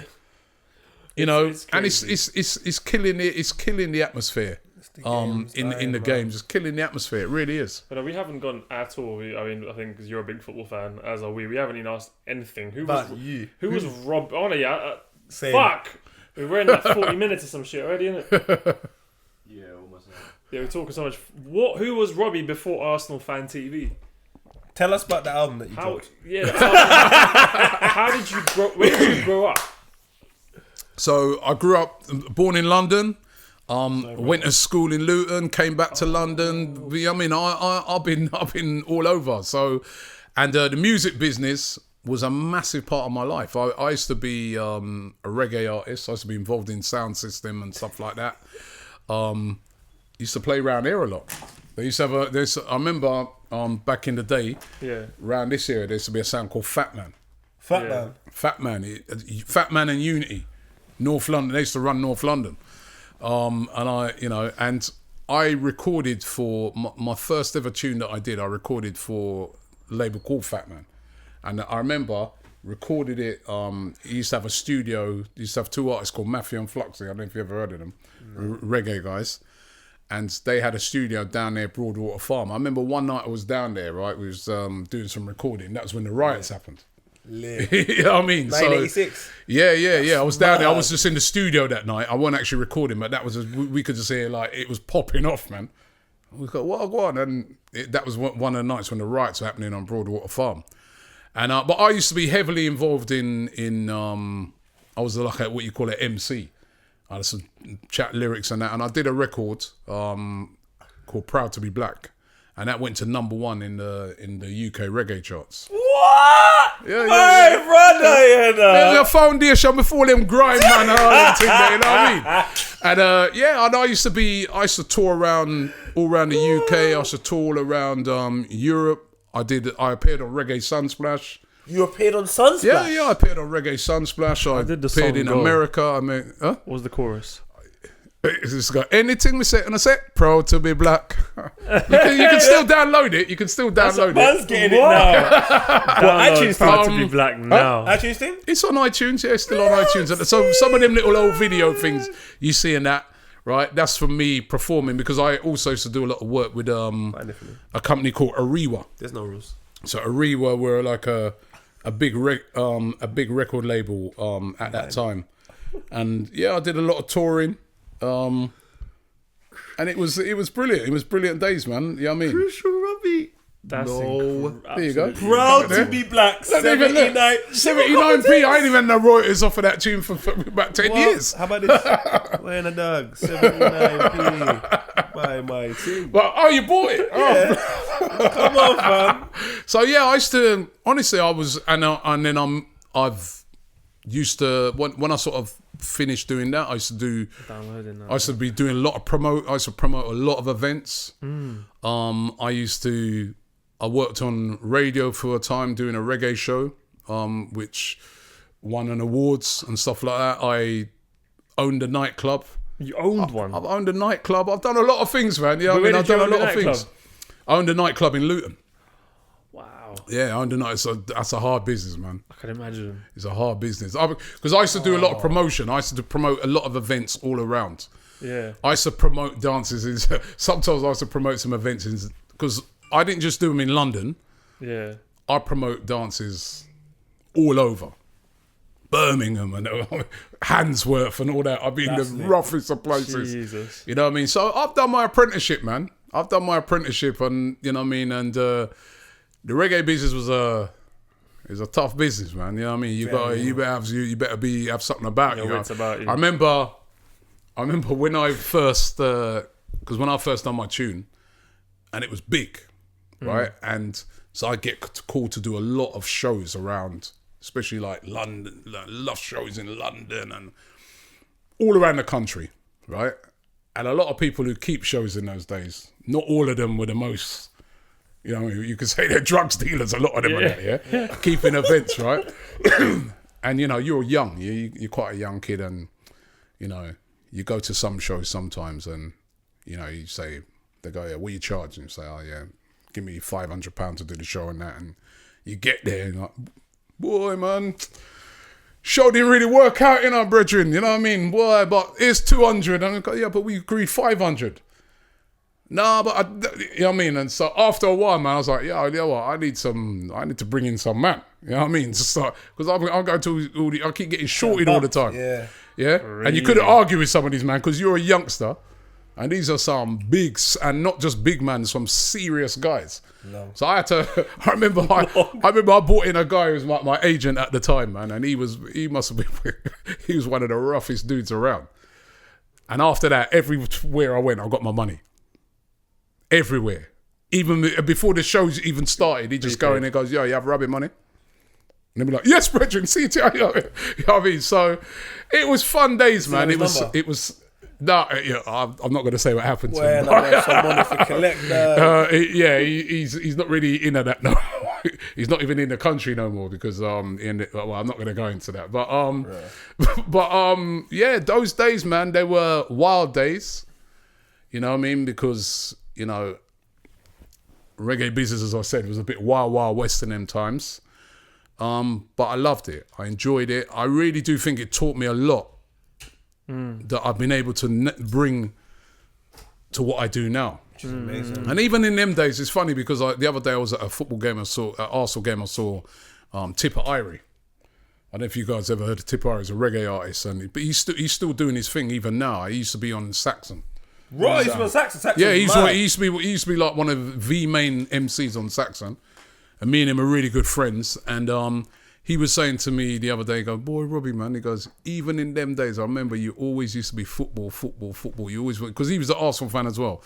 Because you always going, I'd say to you, what are you up to tomorrow? Yeah, you're going to a game and all them things. He goes, and now you've turned that into something that you're sort of gone from one passion to another. But in those days, my main thing was music. That was my main thing until eventually I came out of it and said, boy, I need to get a job now. I need to get a proper job. But for a period, that was my life. I was working, and as I said, I was recording these tunes, doing the sound system stuff. That blew up, and then I left my job, and I was doing that probably for about a good 7-8 years, just music. And so those reggae artists from those times, 90s coming up, they're sort of the foundation for what you're seeing now when you see the grime guys and all these artists that are out now. These guys are the foundations for these guys. I'm telling you, because grime come from sound system. So like yeah. And I really, you know what? I have to say, I really love what I see. Real foundation. I'm sorry to distract. Your food's come. I'm never ordering food again because I've been distracted a few. Is that her? Can you run and get it? Yeah. What, in the car? It might be, yeah. What, is that her across the street on the phone? Phoning someone? Yeah, possibly. But I love what you guys... You know what I love? That says 41 here. It doesn't matter what it says. That's what I love. This is the maddest podcast I've ever done, man, with ordering food. You know what it is? I didn't put 41. I just put what the... Right there. Oh, snap. It's your fault, bro. It's my fault. You know what it is? 40 for us. We made... I know, but it's meant for us, darling. I didn't say... I made a mistake. We made a mistake. No one's blaming you, darling. We made a mistake. We apologise and we love you. I will give you the phone. Brown Eagle. Buy a Brown Eagle. I'm not going to lie Brown about Eagle? food. West Indian food? Yeah. I wouldn't lie about food, darling. I can't lie. It's my bad. I don't know why I had 40. I had 41 saved on my phone. Yeah? I will never lie about food. Thank you. Just the amount of women I slept with. Sorry. Jesus Christ. Right, Brown Eagle, that's some good food. Yeah, Brown Eagle. Maybe I should have got food. We want to hear the story. Sorry. No. I was going to go on and say, because we sort of set the foundation, and I'm really happy to see what I'm seeing nowadays, man, with all these artists, these UK artists, doing so well. Yeah. Like, because it was tough for us in those days to get recognised, you know what I mean? It was like, we were doing our thing, but we never had the exposure that the guys have got now. And then you see guys like Stormzy's and Jay Huss and all these guys now, what they're doing, man. It's wicked. You had a song I wish that would have been around in our day, because we just didn't have that But you were the foundation we had like that underground exposure. Yeah. So I remember like my mum would say to her, yeah, get a celebrity. You know what I mean? Because like you're known in the hood. It was hard to monetize. Yeah, exactly. But these guys now you know. And I think with the advent of social media as well, it's opened things up so they can also, they don't even have to go to a record label now. They can do their thing. They can see that their thing's going worldwide. I remember my tune was also big in New York. I think it was went to number 2 in the reggae charts in New York. Yeah, but I didn't even know. No way. And I remember there's a friend of mine that me and him used to go to college together. He was living in Brooklyn. And me and him still, to this day, we still stay in contact. But I remember he rung me one day and he goes, "Yo, Robbie, your tune out, mash up Brooklyn." And I go, "What, my tune?" He said, "Yeah. They're playing it." I said, "Yo, find out more about it. Go to a couple of the shops out there to see." Right? So he went around and then he rung me back and he said, yeah, man. Tune's blowing up, man. He goes, "I've been hearing it in the clubs and that, but it's blowing up. All the shops are selling out of it." And then I went to the guy who done the tune. I go, "Yeah, I didn't know it was being sold in New York." He goes, "Oh, yeah. Yeah, it's in New York, you know. Yeah." I go, "So how's it doing then?" "Well, I don't know yet, you know. It just kind of landed, you know what I mean?" So that's the things you had to contend with, you know what I mean? It was the Wild Wild West in reggae, you know what I mean? And it's very difficult to, nowadays you'd be able to track what's happening with your tune and that. We couldn't do that. You know? It's kind of mad. And also, you got to take into consideration just the community of black people and the community of ethnic minorities at that time was far smaller than what it is now. Like now it's just... Funny thing is, do you know how many people I see? Remember the other day when we went to that event? It was an Ian Wright event. Yes. The guy, yeah, that was a brilliant event. The guy was a chef. Do you see the Rasta guy was the chef? I saw the Rasta man. When I went up to get my food, he goes, "Me know you, know." It's a crucial. So I said, "Oh, you the Arsenal fan TV?" He goes, "No, I'm an Arsenal team. I don't like football." He said, "Me know you from music. Proud to be black." And his man started reading off the tunes I'd done. He started talking about the sound system days, how I was in a clash with this man and that man. I said, "Wow." He goes, "Yeah, man, I know it from them time there." And a lot of times I meet people from that era who know me, you know what I mean, and they know me from music. Yeah, I mean, obviously the song is called Proud to be Black. Yeah. You grew up as a black man in Britain. Yeah. Your family were first generation? family from Jamaica. They came here from Jamaica. Very proud of them. Came here with nothing. Came here with nothing, man. And my dad, you know, we settled in London. Was based over in northwest London, and then Which part of northwest? Harlesden. I went to school, Capital City Academy. You know, okay, yeah. Of course, I know Wilson High School, man. Yeah, I mean, and I used to live here. Yeah. And then eventually, like, my dad moved to Luton because, you know, and I'm really proud of him because he moved to Luton because he bought a house. And you think about it, to come to this country with nothing. And I remember when I was growing up, they used to say to me, they used to always be talking about like the hardships. They used to say, "We stuff like when we was going to school and that, and we'd be moaning." They go, "You're lucky, because when we were growing up, we had to walk across the train line." And I used to go, "Yeah, I spent my day making it up." When I went to Jamaica and I saw the actual train line and the walk, I was like, "Right, they're telling the truth." And and to think that he came here, my mum and dad came here, got married here, you know, built a life here, had 4 kids, and, you know, he was able to go on and buy his own house from nothing. That's what inspires me as well, because I'm like, I have to then take it to the next level. You know what I mean? If he can do that from zero, then I must be able to do things beyond that so that I make it easier for my kids. You know what I mean? And then they can do something beyond me. It has to be that kind of cycle. But yeah, I mean, I really respect them. Yeah. And do you know? Can you say what your dad was doing back in them days? My dad was a plasterer. Plasterer. Yeah, he was a plasterer, man. So he used to work as a plasterer. I remember a lot of times. I'd go with him and help him, man. And boy, that used to be hard work. You know what I mean? Because he's very demanding as well. You know what I mean? Because he's not like the builders of nowadays. He's a guy who really took pride in his work. You know what I mean? So, but yeah, my dad was a plasterer. Apologies, Robbie. Apologies, Vuj. I have to eat, dog. I think they got the order wrong, you know. They didn't bring. That looks like some oxtail or something. Stewed chicken. Yeah, I got my right thing though. That should be yours. I don't think. I'll order you food now, Callum. No, it's alright. I got mine. That's a mad thing. Yeah, I think. What does it say here? Let me see. Past orders. 1 second. Fried plantain delivery. Yeah, one. I didn't. I clicked reorder. That looks like plantain, eh? Yeah, it is. Yeah, that's yours. That's one fine. jerk chicken. One. What did you get? Stew chicken. I got fried. I love That's a good shot, by the way. Brown Eagle. Come on, I tried to tell this man. He's telling me about some next. You know thing. what I think happened? Sold out. So one sold out in the meantime, and they didn't put it in. Oh dear. But anyway, life carries on. Life does carry on. So your dad was as a plasterer working in obviously Luton. So your upbringing was Well, he's okay. working all over. He's Everywhere. working all. He used to work all over, but yeah, he's a plasterer. Did you feel that element of was there much of a struggle for yourself growing up in Luton as a black man? Obviously, you're proud to be black. Yeah, You know, being black and British in Luton, Yeah, not even man. in London. Yeah, it was you know, it was the same as, you know, everywhere. You know what I mean? It was hard. You know what I mean? There was a lot of racism around in those days. I remember when I was going to football, lots of racism. Really? You know, I'm funny enough, I'm doing like a documentary on it for ITV at the moment where I talk about racism in football from a fan's point of view. And I talk about a lot of my early experiences of going to football. Like, you know, I remember going to places like Chelsea. Yeah. I mean, you were taking your life in your own hands in those days, man. I remember, like, I'd leave from events and I'd have people cussing me saying, yo, you're stupid. When you go down there, you deserve to get thumped down. What you go to Chelsea for? Did you ever have violent experiences? Oh, yeah, all the time.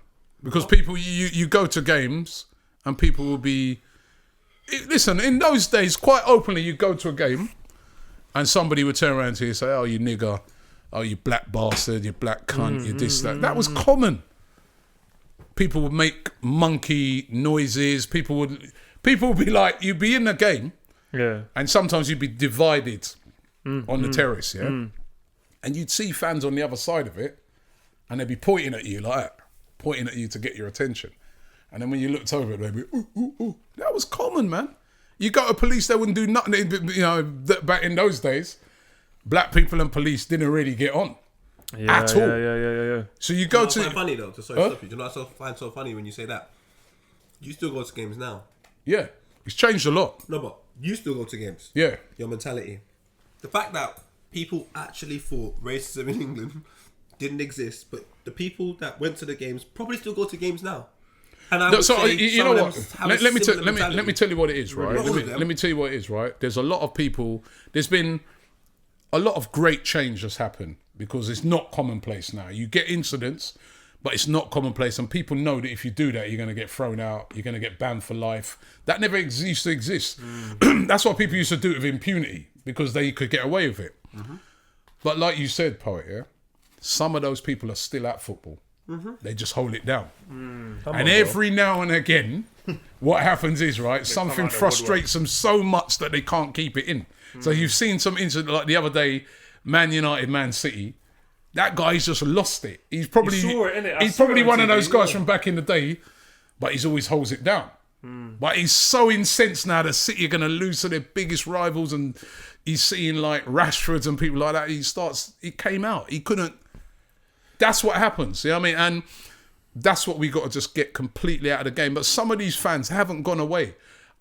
And, you know, it's still a problem in football now. It's still there.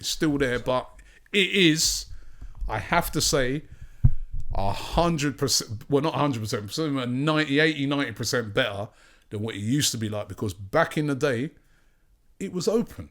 How you see racism in Europe now, yeah, where everyone be cussing off people in Italy and all these other countries because it's very open. That's what it used to be here. But it is open. Remember as well. But it's open here. It's more open than it is in Italy. Poet. Listen. No, I understand your in experience. comparison but I to understand what it your used to be, experience. it's not. But in Italy, the information we have, I would imagine, is limited to some of the things we see on Twitter. But I can tell you, if I was in Italy and I went on Twitter in the past 2 seasons and I saw Rashford getting racially abused, Sterling racially abused, Aubameyang with a banana skin, monkey noises at Chelsea, Tottenham, these are some of the biggest athletes in our game. This is some of the biggest games in our game. I would be just as ignorant as everyone that looks at one report in Serbia or one report in Italy. I've given you 4 reports in the past 2 years. I think 1 report is too much. 4 reports, and that's just what I know. No, but that's way more than 4. So then, how could it be if it's much better now? Yeah, because hate hold on, to think what it was in the because 80s. I'm telling you that when you used to go to games, right? Hate it. Just going to a game. I'm telling you, as a black fan, a lot of times my friends would say to me, "You're stupid going to games." A lot of black people didn't go football back in those days because you get racially abused. A lot of black people who went to football, they were always the best fighters and that because you had to be. But that's why I said you had to be because you're going to get. Huh? How did you deal with it? How did you? Do you know what? I don't know. You know, you're young, right? And me, I'm always been a person who can look after myself, right? So, you know, I could do my boxing and all them things. So I was a man. I was kind of, you're kind of in them days. You're kind of like, yeah, any man come tell me anything, I'm giving him. I'll deal with it. But it was honestly, it was commonplace. If you speak to any fan who went to football back in those times, 80s, 90s, it was an open season. I think the advent of the Premier League changed a lot of things because they wanted to change the product. And that's been one of the good things about it. But listen, one banana coming on for Aubameyang, that used to be literally every game. But that's what I'm trying to say to you. We should John Barnes, you know, when he first went to Liverpool, his own fans we shouldn't speak about Italy. We shouldn't speak about Spain. We shouldn't speak about anyone. Let's just talk about England. Because I think those places are worse. You know, we've made a lot of strides, but we can't talk. Think they're worse. I don't think we can. They're worse. They're worse. They are worse. But I don't think we can talk about those countries like we've solved the problem. I think we can talk to them countries and say we've improved the problem because we used to be them. Yeah. We invented it. Remember. Yeah. We invented it. All these where you see in Europe, right? These right wing groups attaching themselves to certain teams and that. We invented that. That started here. Millwall, Chelsea, West Ham. The racist groups attached themselves to those teams. Yeah. It's well documented. I see it every week. I know where you're coming from, but I just don't. I think this is the worst country for racism, and this is the way I stand by it forever. I completely stand by it. I've always respected honesty. I like where I stand. I like to know where I stand with people. When I've gone abroad, I see a group of frustrated individuals by no any particular reason apart from their day-to-day lives. The reason why I say racism over here is bad is because the people projecting racism are not going through similar struggles as people in poverty-stricken countries that have been absolutely smashed apart to pieces by God knows who. So they're just frustrated about various different things in life. So their mental state, I can't put myself in that place. But when I see doctors say to me, you're one of the best coloured teams I've seen in my life. Or when I see banana skin thrown by Tottenham away fans, and we know Arsenal for tickets are not cheap, when I see that display of racism, that lets me know that we're just hiding. We're actually hiding it. The people in other countries haven't got the know-how. They haven't really got anything to lose, so they just express how they feel. But you mean to tell me there's a community of people in this country that hide the fact that they're racist, and then in times where their emotional state is heightened due to drug intake or alcohol or football, they express it. And I think this is a safe country. I don't even know who's racist from not. When I go to another country where it's a group of individuals that are genuinely frustrated day to day, so they don't do anything else other than to show their frustration, I know where I stand. In this country, I'm telling you, a doctor told me I have the best coloured team he's ever seen. Do you know how dangerous that is? That means I can go to if he didn't tell me that, I could have gone to his surgery, and little do I know, someone's looking at me as a coloured person. I'm not a Crayola, so it's just like I think you have to, when you're looking at racism in football, there's two problems. There's racism in society, right? Which obviously in this country we still have a problem with, massive, right? And that problem exists around the world, right? But racism in society, I think, is different to racism in football. In that, for me, what I want the Premier League and FIFA and UEFA to do is to stop racists from coming to football. So basically, there's no way of them knowing when a racist person comes to football. But if they make a monkey chant, throw a banana, call somebody a blacklist or whatever, you are no longer welcome at a football game because football should be for everyone. They can't change. Changing that person is a society thing. Yeah. But what football can do is say, right, you lot ain't welcome here. And if you do come here, that's why some of them do come there, they have to hide it off because, you know, so... And I think as well that in this country, some of the biggest racism exists up top. Why is there hardly any black managers? Look how many black look how many black players are playing the game. So I think that's a you know, I mean, it's very hypocritical sometimes to, you know, we've seen players in this country, right, racially abuse another player where we all saw it. Yeah, it was all, everybody did the lip read and that, you could see what he said, right? He got off with it. All right, he got banned for a few games, but he got off with it in a court of law, right? But then we want to, when they catch a fan doing the same thing, like the one, ban him for life, but nothing happened to that player. John Terry, it took 365 days to get John Terry to court. Right, so Peter Schmeichel's never been reprimanded. I look 96, 97. Peter Schmeichel's never gone through anything after he racially abused Ian Wright. Racism in football has been happening since the moment I watched football in 1996, and it's never been out of the press. And I don't think we're ever going to completely get rid of it. But what we can do, as I said, is stop it. And I think and that's where I give some credit, because we've been able to cut, at least a fan knows that if you come into the ground and you look at Poet and you call him a nigger, right, and a stewards hear you, you will probably never ever go back to watch Arsenal again, and that's a good thing. That's in theory. That's not practical. Robbie, honestly, I know it sounds sad, yeah, but England's the most racist country, bro, because they hide everything. They hide everything so well. The fact that I can go on Twitter right now, find a report from Serbia, Italy, Spain. It will have a 20-page dossier. It will be on the front, middle, and back page of any tabloid. But when Aubameyang's banana skin hit the field in the North London derby, the only way I knew was because of Twitter. It wasn't on Sky. It wasn't in the. It wasn't. No, it was. Nothing. I think it was. It was. No, I saw it first on Twitter. I watched the game. I was here with everyone. No one even. Oh, first knew on it Twitter. happened. Yeah. So that means without social media and without maybe some working class influence in some capacity of people just expressing however they feel and not giving a damn, that might never have been seen. Yeah. Now I can't be led to believe that that's the first time it's happened in. God knows. No, that's just the first time. Listen, it hasn't completely gone away. All I'm saying is that it's a lot better than what it used to be. But it's still a problem. We got to get rid of it completely. It should have. Sure. You know the thing that frustrates the life out of me, man, is that when we're talking about these things, right? Because you just want to talk about football.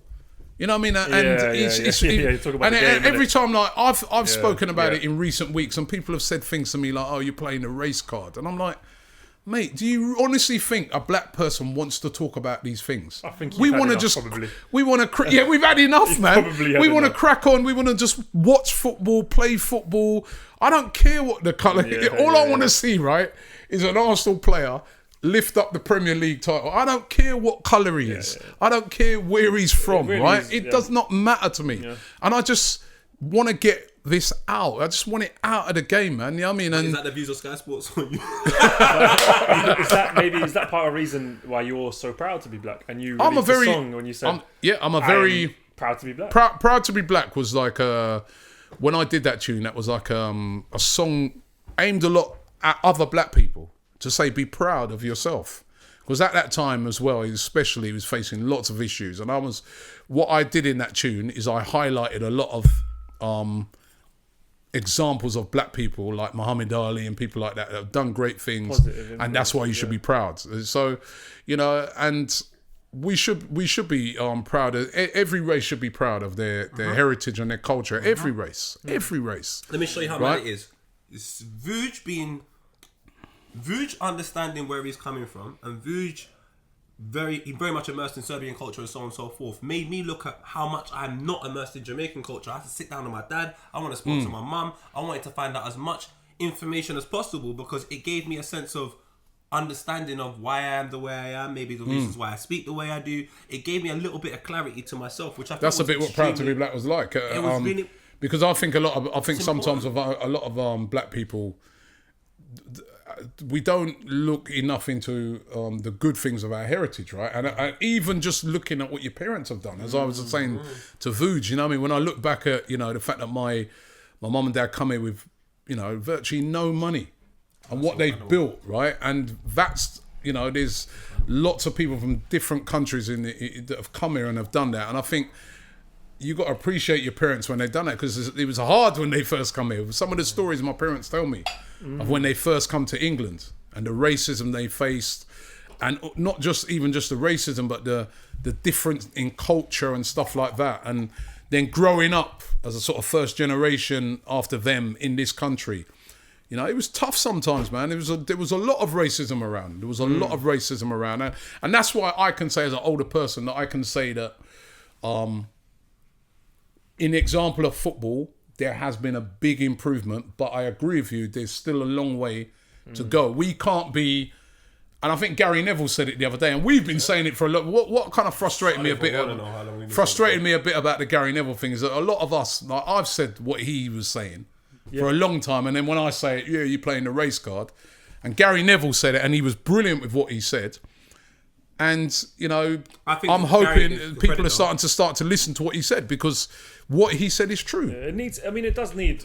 But it's a society problem. It needs maybe British people, it needs white people to come out and speak in such a manner as well, because it's a society problem. It shouldn't give it more meaning, but for some reason, maybe because we are in a 97% white, I don't know, 90% white country, that if that race is John and whatever, no offense, that makes sense John, to me though. But it maybe allows them to go. You know, if Harry Kane picks up the ball and says, I always say walk off. For me, I don't know, it might be the wrong or right way, but walk off. If you get the ball and walk off, that whole walk off thing, right? I don't know, it might be wrong. That whole walk off thing, off thing as well. I mean, there's lots of debate around it. I just think that, again, why should that be? It's like giving it power to them. Why should that be put on Harry Kane to walk off the pitch, or whoever the captain is?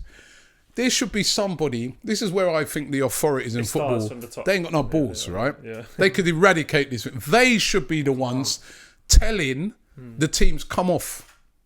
Robs, I'm going to say this one. It shouldn't be down to Harry Kane. It shouldn't be down to Aubameyang. It shouldn't be down to whoever the captain is. The authorities should have a rule where they say, right, they should make an announcement and say, right, all the players off the pitch. Robs, you know what we're not going to play in these races. But that's how you get rid of it. But it's not going to happen. Like, you can't be attached to a situation that's never going to manifest. We're giving it some sort of conversation, though. I know, it might not manifest, but that's what has to happen. Out, you know? It shouldn't be down to. But we've both been black for so long. How many times have we gone through racism? I need to say to you again, the North London derby is probably one of the most watched derbies in the whole world. Yes or no? Bro, there was a banana skin on. I was absolutely, and this is 2018 or 2017. You need to understand, like, it's crazy. Anything you want from it, I just think we're at the point in life now where we just got to focus on our communities and build our communities and try and help those. Because you told me that back in the day it was so bad. You're talking like half them people are dead. The problem I still get racism. But Robbie, the truth is this: there's just more ethnic minorities living here, so you're just not going to say what you used to say when there was less people. Do you know where I'm coming from? If you're racist and then there's just bare black people here, you can't be as explicitly racist as you was previously, because there's just more people that might kick your ass. But if you got rid of loads of us, like Brexit and Windrush, you can go back to whatever agenda you had previously. And I'm not saying I don't appreciate the things that have happened in this country and so on and so forth, but I'm just the type of person that if something's wrong, I'm not going to say you've done all those great things I appreciate. This is wrong. You're not doing enough to get rid of it. You're doing little campaigns and kick it out of racism. Like, you're doing campaigns that talk to a group of people that don't empower black people to want to be black. And most importantly, it doesn't talk to the people that actually have the issue.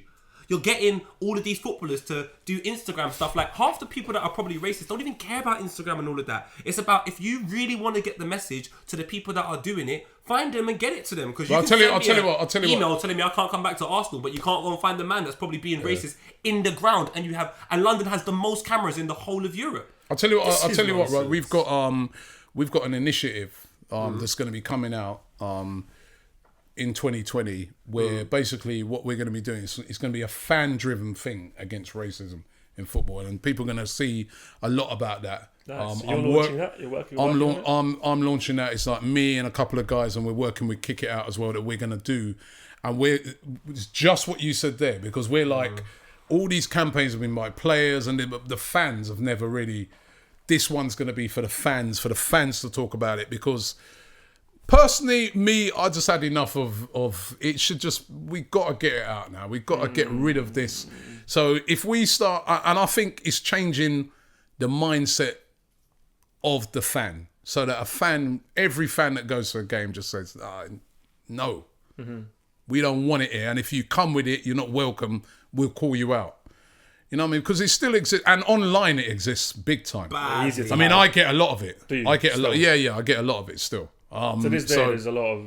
Sorry? A lot of abuse for you personally as well, racially. There's always a lot of abuse for me. But no, there's a lot. I get racially abused. I get abused. You know what I mean? Let me show you a message. And you know, it's sickening. But I think I think there are still some of these individuals in football that we need to try and get out. We definitely need to try and get out. That's what I'm saying, Vuj. Like, there's no point. Like, I just can't be asked with all of it. Like, even giving it just showed me a DM he's got, just straight out racism. But so it's just like, for me personally, what needs to happen is not going to happen. That's a DM. So what we need to do right now Jesus. Is just literally look after our communities, because I think it's way too much to say let's deal with it on a big scale. It's just too much responsibility. But I don't know, poet. I don't know, poet. I do. You've got Arsenal fans talking about Arsenal, and they're doing it in a way where sometimes it's a bit bad, but mostly it's pretty alright. Yet you're being absolutely scrutinised. If you then now give the power to the fans to call out racism, there's gonna be a problem somewhere. It's what Vuj says. It needs to happen at the top, and if it can't happen at the top, you're at the top of your community. Look after Arsenal Fan TV. Me and Vuj will look after Poet and Vuj. And we all look after our small communities. At least we can save racism from our community. To try and save it from London, when Windrush was... Cash Plastic came back like 3-4 weeks ago. Alright, it came back time ago. But my point is this, bro. It's just... Yeah, it's an education thing. It's an education thing. And if enough people are talking about it and enough people are educating people about it, because you know what? Sometimes I've even spoken to... some people, some white guys who are they're not racist, but just spoken to them, and they've been like, "Yeah, you lot do moan about it a bit much, don't you?" And I'll be like, "Yeah, hold on, I'll be like, hold on, no." But you know what, poet? Sometimes, right? I think with things like Brexit and stuff like that, a lot of that come about through people not talking. So sometimes when somebody says something to you, even though you think to yourself, "Boy, that sounds like." A bit ignorant. Yeah. I think you have to engage with people. Black History Month, right? Black History Month has happened since 1987 in the UK. But what I'm saying, poet, is I think sometimes you have to sit and engage with people, and then you explain to them why you find things offensive. So it's like with the Jewish community, right? I remember a guy sat and explained to me why he finds the Y word offensive, even though he's a Tottenham fan, right? And I was going, yeah, but people say you guys use it as it, and he explained to me why they use it and why he finds it very offensive when Arsenal fans use it. Yeah. So I think sometimes there's a lot of educating to be done, and I think you have to engage with people. You have to listen. There's people out there that are fearful for no reason. They've got fears. I think Brexit and a lot of these things happen through a lot of fear. You can't just look at somebody who voted for Brexit and say, "Hey, racist," right? You've got because they're not all racist. They're definitely not. There's some people who voted for Brexit out of fear because they might have lived in an area that for all their life that area was white, and that area has changed. Now somebody needs to explain to them why that area has changed. Sometimes if you explain and say, well, you know why that area's changed? Because we, say some of them areas in East Anglia, well, we needed to get people in to come and pick some of those plants because we can't get nobody local to do it. I remember when I used to do surveying, and one of the builder guys said to me, he goes, "I cannot get any local people to do this work. I have to go to Poland and Bulgaria to get these guys with the skills or my business will fold." And in that way, I can't do no work. When somebody rings me up and says, you know, I've got a leak or something like that, I'm not going to be able to I can't do it. So when those sort of things are explained to people, there's going to be some people that are totally ignorant who would just... Conversation, you're saying. Conversations have to happen through things. Where should you have the conversation? Because what I'm trying to show you... It's a society thing. It's a society thing. In general. Cold, hard facts. Black History Month has been happening since 1987. I can ask Callum a couple of things on Black History. He's just going to give me generic things. And that's no disrespect to Callum. He was probably more educated because he took the time out to educate himself. What I honestly think needs to happen is, because what you're suggesting, I reckon has happened. I don't reckon we're the first people to think of this. I reckon some other people have tried to do it, and essentially they clearly have failed. So what I think we should do is probably put our energy into a situation where it's been reciprocated anyway.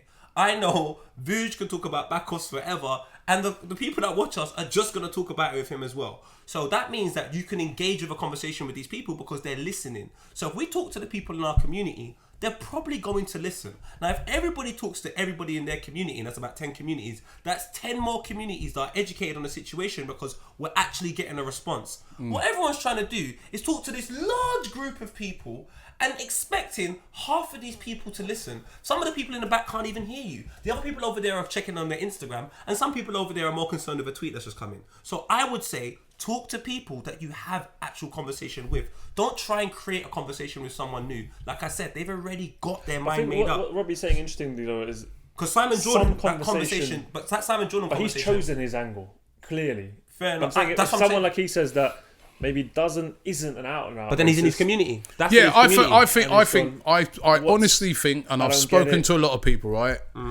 that are friends, right, that they, as I said, there's certain things I've put to them. I remember speaking to a friend of mine who's white, and I was explaining to him that, you know, what it used to be like sometimes you go into a shop as a black person and people are walking around, people are following you around and that, right? And he said to me, I remember he said to me, he goes, yeah, but if you're not doing nothing, it shouldn't be like, you know, which is a common response that you hear. And then I just sat down and broke it down to him and explained to him why I don't like that. Why should I be followed around? Why should I be looked upon as a threat? I ain't even done nothing yet. I said, and then I started putting him in my shoes, and then by the time we finished the conversation, he got it completely. And he said, you know, I'm sorry, man. He goes, you know what, when you put it like that, so sometimes it's about a conversation, and you might be right, it might have to be done in communities. No, but when I think right? I mean, but I just feel that in the nowadays society, right, a lot of these conversations ain't had, and people don't listen to people, or people don't explain to people. Open up and listen. And that's why you get some people. It's why we end up with things like these Brexits and things like that, because there's a lot of people there. They just see what's in front of them. Yeah. And you know, so, but it's a society thing. It's a government thing. This is for things. This is a wider problem, and that's why I say with football, it's a wider problem. My only issue is, as I said, with football is. Football can deal with its problem within its grounds. And the other big problem in football, as I said, which is a bigger problem beyond fans, is what they're going to do up top. When we're going to start seeing some more black managers, when we're going to start seeing some more black people even involved in the media. I mean, maybe what's look at a positive rather than the negative. Yeah. You had a song called I'm Proud to Be Black. Yeah. And now you've got loads of black musicians. Like, you know, black culture in general, it's really, I don't want to say popular, it's brilliant. But it's hit maybe a more mainstream level. Having grown up around it, you know, I grew up around, a huge influence on my life was Caribbean and Jamaican culture. And so this is see by the food you eat. Yeah, but racism has always had a strange place in my head as, you know, being white from maybe like Eastern Europe, the Balkans, having grown up around Jamaican, West Indian, African culture. And being accepted and seeing the love and never really seeing the negative, and then seeing my boys, you know, people crossing the road when they see your boys because they're black, and kind of witnessing it from a different angle. It's so weird that I guess you know, people still have that negative perception. It's a bit like, you know, it's a bit like when, remember I was going to Serbia. Exactly, right? And everybody's going, Serbia, Robbie, they're racist out there. Every man's. I went to Serbia, trust me. The people were beyond friendly. I had a great time, man. You know what I mean? Obviously, when you get to the ground, right? You know what I mean? They've got to keep you away from the Red Star fans because they are a bit, you know what I mean? They're very passionate. They're passionate, but what I can say is that when I went to Serbia, the people were beyond friendly. When I went to Russia, same thing I was told before that World Cup. Everybody was told, don't go to Russia, this, that. When I went to Russia, the people were beyond friendly. I've still got friends that I made over there. One of them sent me a message yesterday. Said a mate of his is coming. Can I try and get my ticket for an Arsenal game? Me and that guy talk all the time on WhatsApp, right? So honestly, there's good people out there, man. There's very good people out there, and you know what I mean. One day we'll all live together, man. I hope so. Yeah. One day we're living together, but I mean, live together properly, and maybe it's without this bullshit about race. Yeah. You know, I think, you know. You're proud to be black. One day. You're proud to be black. The fact that so many... I was trying to say that my point was like, you know, so many black people are doing well right now. Of course, there's still definite struggles. But you must be... I don't know, you must be proud as well to see how many young black people are doing so well. Yeah. And changing maybe the narrative. You know, this is another thing that's come along with this whole AFTV thing, is that this has become... Like, I've had the opportunity to go into schools and talk. I've had the opportunity to go into colleges and talk, and you know what I mean, just to talk to some kids out there on the road and say, you know what, there's other opportunities out there apart from the bullshit, man. You know what I mean? There really is. You know what I mean? And you can create something from nothing. You know what I mean? So that's something, and that's something I'm going to do a lot more of as well, going forward. But I've really enjoyed doing that because you know, I'm passionate about the youngsters, man. You can do anything. You really can do anything, man, out there. You know what I mean? But there is going to be hard work. It's going to be, but you really can do everything. And as you said, like, you went to Russia, Serbia. People are seeing you a different type of person. We're all kind of maybe with the internet immersing ourselves, where of course there's a lot of division, but we need to maybe look at the positives, and that there's lots of positives. Yeah, we're changing things, and even though maybe all the bullshit needs to rise to the top. That's, you know, simply something like that changes a perception, innit? When everybody says to you, when you go to Serbia, it's going to be racist, and then you go there and people see all your videos and see how friendly it was and see the vibe, and then they come, when you come back now, they're like, I want to go there. And I'm really glad that nice, man. I want to go to Serbia. I want to go to Russia. I want to go. You know what I mean, that's what you do. That's how you change perceptions. Wrong, negative perceptions, you know? The only thing that will change everything is honesty. Until that, I'm not even interested in having the conversation. I can't have an honest conversation with someone that's not in my community. I don't think I have the ability to do it. You got to come out of your community as well, though. No, but my community is quite large.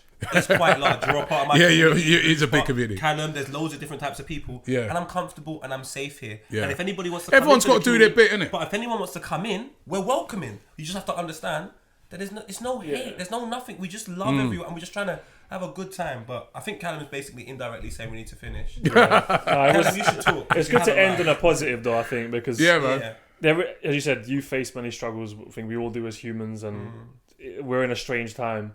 But we are on the internet. There's loads of people watching us from different backgrounds, and it's important. Listen, as I said, one of the things that has been, I said it right earlier in the podcast, and one of my favourite things about doing this is just that to go around the world, to go around the country, to meet so many people, and this, you know, it's brilliant. You know what I mean? And for all different backgrounds, and everyone, you know. And they show you love, really, right? Yeah, enough love. They're all part of your community, you know. Just all so much love, you know what I mean? And it's amazing, and I really enjoy it, man. It inspires me to keep working hard. So, well, man, that was Robbie from Arsenal Fan TV. It was an absolute pleasure. Thank you. I wish we could have kept going. I should have got some food now, man. When I thought man was bringing out pizzas and them thing. These guys came correct. Thank you. We hope you guys enjoyed that, and you know, hopefully have you on again soon again. And good luck to Arsenal as well. Yeah, boy. We need it, man. We need it. Robbie, thank you so much for coming. Bless, man. Thank you so Respect, much, man. Nice one, man. Sorry, Callum. Cool. No, it's cool.